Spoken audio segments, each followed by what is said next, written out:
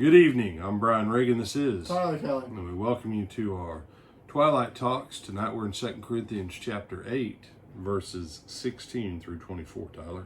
But thanks be to God who puts the same earnest care for you into the heart of Titus. For he not only accepted the exhortation, but being more diligent, he went to you of his own accord. And we have sent with him the brother whose praise is in the gospel throughout all the churches. And not only that, but who was also chosen by the churches to travel with us with this gift, which is administered by us to the glory of the Lord himself, and to show your ready mind, avoiding this, that anyone should blame us in this lavish gift which is administered by us, providing honorable things, not only in the sight of the Lord, but also in the sight of men. And we have sent with them our brother, whom we have often proved diligent in many things, but now much more diligent, because of the great confidence which we have in you. If anyone inquires about Titus, he is my partner and fellow worker concerning you.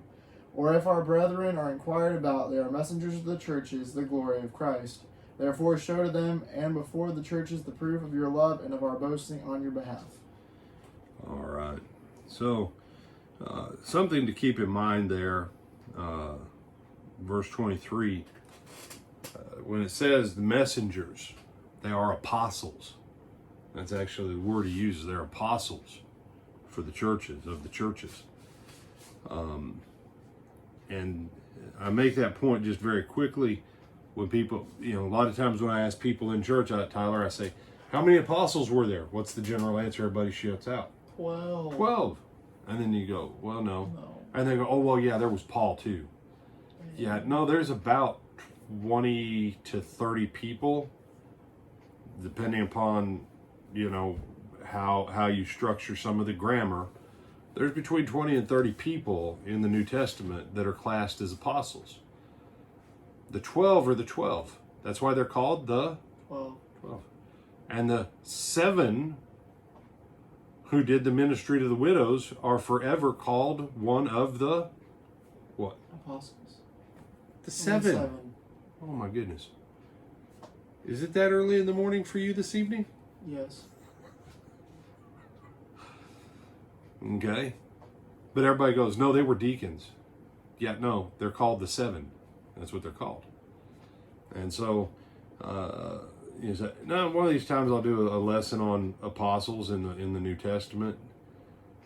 Sometimes, and these videos are a good place, but a lot of times in church when I'm teaching, I'm trying to unteach all the wrong stuff that people have been taught by previous ministers. Because when you learn stuff wrong, it's hard for you to ever move forward in right knowledge. And, and so these that were sent with Titus, they're called apostles by an apostle. And for the people who say that just means a messenger who's sent forth. Okay. Then be consistent in your definitions. Be consistent in your definitions. Why is he going? He's got an offering. He's going in front of Paul. He's spending time with the church at Corinth to make sure that they get the rest of these things straightened out before Paul arrives. And that's another truth that I wish people would get. Our model of church in America doesn't really follow the New Testament. Our model of church government doesn't really follow the New Testament. The consequence of that is churches cannot prosper and thrive. If you're a New Testament church, but you don't do things according to the New Testament pattern for leadership and function, you won't see the blessings of the New Testament church that you read about. Titus is there to make sure that things are done because he cares so much for the Corinthians that he does not want them to have trouble with Paul. Titus cares so much for Paul that he's willing to go to the Corinthians and deal with them with their issues so that Paul doesn't have to deal with it. But there's no go-between gossip either. Okay? So when you're reading this, see it for what it is. Paul's coming. Some things are going to be set in order. Titus wants to make sure that it's peaceful for both sides. And the fact that he even has to do that says that sometimes churches need to be taken to task. But today in the American church, people say, well, just say nice, easy things to us that make us feel good, and that's how we'll get straightened out. But that's not the New Testament pattern. We should all work together to serve the Lord.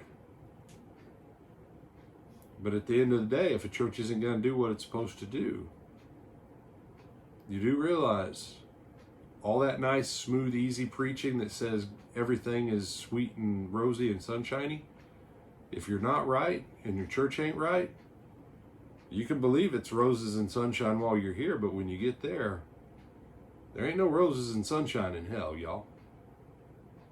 So, learn from the Corinthians. Start working on getting your stuff straightened out. And quit attacking the people who try to get you straightened out. America is about that far from falling permanently as a nation.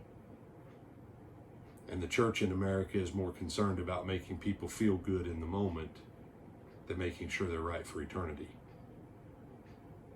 Those are very dangerous combinations. So with that, I'm Brian Reagan. This is Tyler Kelly. You have anything you want to add, my brother? No, sir. All right. We bid you good night.